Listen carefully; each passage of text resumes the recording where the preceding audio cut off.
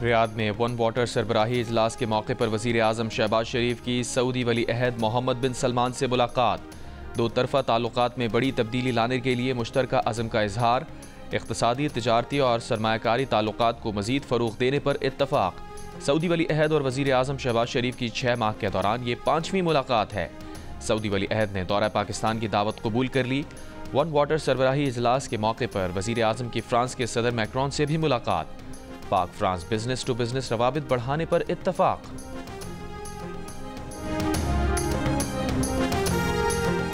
जनूबी कोरिया के सदर को 6 घंटों में मार्शल लॉ उठाना पड़ गया। फौज की बैरकों में वापसी। पार्लियामेंट में वोटिंग के बाद काबीना ने मुल्क से मार्शल लॉ उठाने की मंजूरी दे दी।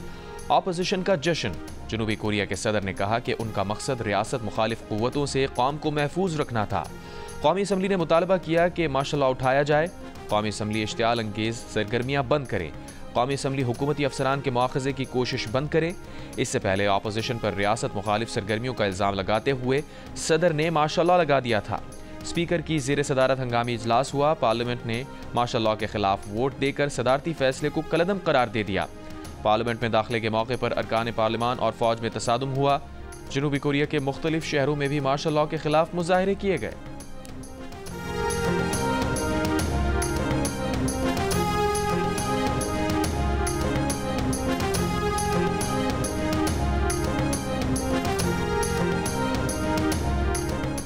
वज़ीर आज़म शहबाज शरीफ ने कहा है, पानी के ज़खायर तेज़ी से कम हो रहे हैं। इस बहरान पर काबू पाने के लिए आलमी सतह पर काम करना होगा, मिलकर इक़दामात करना होंगे। पाकिस्तान के लिए ये चैलेंजेस नए नहीं। हम 2022 के सैलाब के बाद से इससे निपटने की कोशिश कर रहे हैं।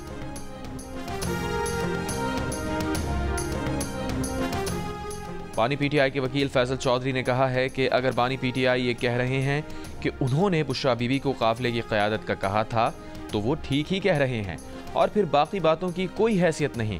प्रोग्राम आज शाहज़ेब खानज़ादा के साथ में बात करते हुए उन्होंने कहा कि इस्लामाबाद में हलाकतों से मुताल्लिक़ बैरिस्टर गौहर ने उन लोगों की बात की जिनके कवायफ मौजूद हैं, जबकि अलीमा खान ने लापता अफराद की बात की जिनके कवायफ जमा किए जा रहे हैं। ये दोनों बातें मुख्तलिफ नहीं, एक ही बात के दो हिस्से हैं।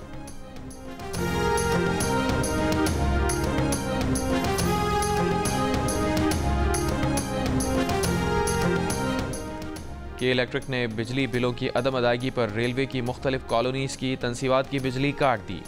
DS railway Karachi Nasir Khalili के मुताबिक कराची से रोज़ाना 38 मुसाफिर ट्रेनें मुतासिर हो रही हैं। ऑनलाइन और टिकट बुकिंग सिस्टम मुअत्तल हो चुका है। के इलेक्ट्रिक पर रेलवे के 70 अरब रुपए 10 साल से वाजिबुल अदा हैं। हतमी नोटिस के बाद भी अदायगी ना की गई तो बिजली बिलों की अदायगी रोक दी जाएगी।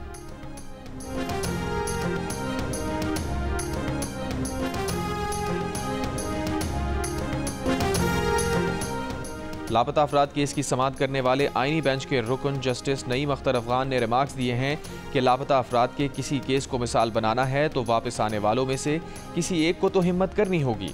वापस आने वाले हिम्मत पैदा करें। वो क्यों किसी अदालती फोरम पर बयान के लिए पेश नहीं हुए। जस्टिस जमाल मंदुखेल ने कहा, लापता अफराद वापस आने पर कहते हैं कि शुमाली इलाका जात गए थे। इस मसले का हल पार्लियामेंट को निकालना है। जस्टिस मुसर्रत हिलाली ने कहा, आप अपने आप को मजबूत कर लें तो कौन उठाएगा। केस की मजीद समाअत आइंदा हफ्ते तक मुलतवी।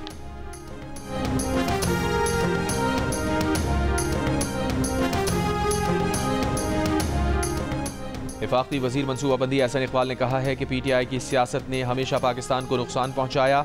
चीन के सदर के दौरे के मौके पर पीटीआई ने मुल्की हालात खराब करने की कोशिश की। पीटीआई जदीद असलहे के साथ इस्लामाबाद पर कब्जा करना चाहती थी। मुल्क को अब मनफी प्रोपेगेंडे के जेर असर नहीं होने देंगे। साइट कराची के दौरे पर कहा, विफाक ने साइट कराची के लिए 5 अरब के मंसूबे की मंजूरी दी है। 5 साला मंसूबे का ऐलान वजीर आज़म इसी महीने करेंगे। चीन की मदद से कराची हैदराबाद की नई मोटरवे बनाएंगे। पाकिस्तानी वफ्द 10 से 23 दिसंबर को चीन का दौरा करेगा। सी पैक के फेज 2 पर काम करेंगे।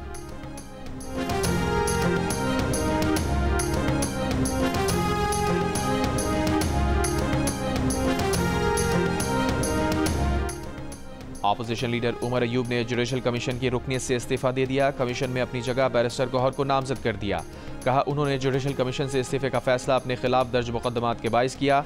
इदारे के मफाद में है कि मैं किसी और को अपनी जगह नामजद करूं जो अपनी तमाम तर तवज्जो इस अहम जिम्मेदारी पर अदा कर सके। पाकिस्तान भर में सोशल मीडिया सर्विसेज सुस्त रवि का शिकार, इंटरनेट सारिफिन की मुश्किलात बरकरार। व्हाट्सएप और दीगर ऐप्स पर तस्वीर, वीडियोज़ और वॉइस नोट भेजना और वसूल करना दुश्वार। वाईफाई और मोबाइल डेटा सर्विस मुतासिर होने की शिकायत। चेयरमैन पाशा सज्जाद सैयद का कहना है कि इंटरनेट स्पीड का मसला 3 माह में हल होने का इम्कान है। अगर व्हाट्सएप पर मैसेज जा रहा है लेकिन तस्वीर नहीं तो इम्कान है मॉनिटरिंग जारी है। कोई एक IT कंपनी पाकिस्तान छोड़कर नहीं गई। निगरानी या फायरवॉल की तनसीब हर मुल्क में होती है, शायद तरीक़ाकार में कुछ कमी है। IT माहिरीन के मुताबिक सुस्त इंटरनेट से मुल्की मईशत और GDP पर मनफी असरात हो रहे हैं। पाकिस्तान का अमूमी तौर पर टेलीकॉम सेक्टर का मुनाफा 3 अरब रुपए यौमिया है। माहिरीन के मुताबिक टेलीकॉम सेक्टर का 60 से 70% यौमिया मुनाफा 3G और 4G नेटवर्क से जुड़ा है।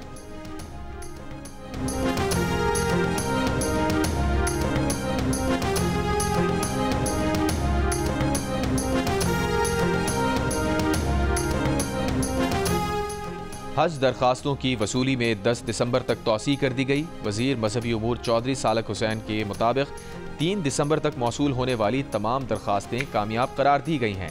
स्पॉन्सरशिप स्कीम में मौसूल होने वाली तमाम हज दरखास्तें भी कामयाब। कोटे से ज़ायद दरखास्तें मौसूल होने की सूरत में कुरानदाजी की जाएगी। स्पॉन्सरशिप स्कीम में मौसूल दरखास्तों को बिला कुरानदाजी कामयाब करार दिया जाएगा। जिला कुरम में सीज फायर के तीसरे रोज भी पेशावर पारा चनार मरकजी शाहरा ना खोली जा सकी। तालीमी इदारों में तदरीसी सरगर्मियाँ बहाल, बाजार और दुकानें खुली हैं। ईंधन, अद्वियात और अशिया खुरोनोश की किल्लत। डेप्टी कमिश्नर जावेदुल्ला महसूद का कहना है कि आमदोरफ्त के रास्ते खोलने के लिए फरीकैन से मुज़ाकरात किए जा रहे हैं। डीजल, अद्वियात, अशिया खुरोनोश की तरसील के लिए हंगामी इक़दाम किए जा रहे हैं। हालिया झड़पों में जख्मी मजीद 2 अफराद दम तोड़ गए।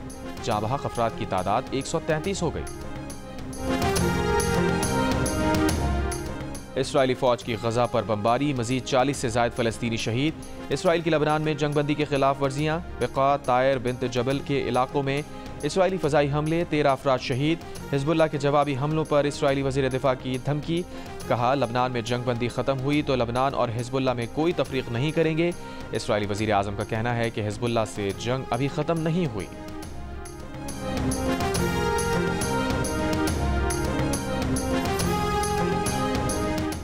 शाम के शोरतज़दा इलाकों में 200 जंगजुओं को मार दिया गया। शामी फ़ौज का दावा। इसराइली फ़ौज का दमिश्क में हिज़्बुल्लाह के अहम रहनुमा सलमान जुमा की शहादत का दावा। सलमान जुमा शामी फ़ौज में हिज़्बुल्लाह के नुमाइंदा खुसूसी थे। और बहावलपुर समासट्टा के इलाके में एक ही ख़ानदान के 5 अफराद के कत्ल का मुकदमा नामालूम अफराद के खिलाफ दर्ज। गुज़िश्ता रोज़ काशिफ बलोच, उनकी बीवी और 3 बेटों को फायरिंग करके कत्ल किया गया था।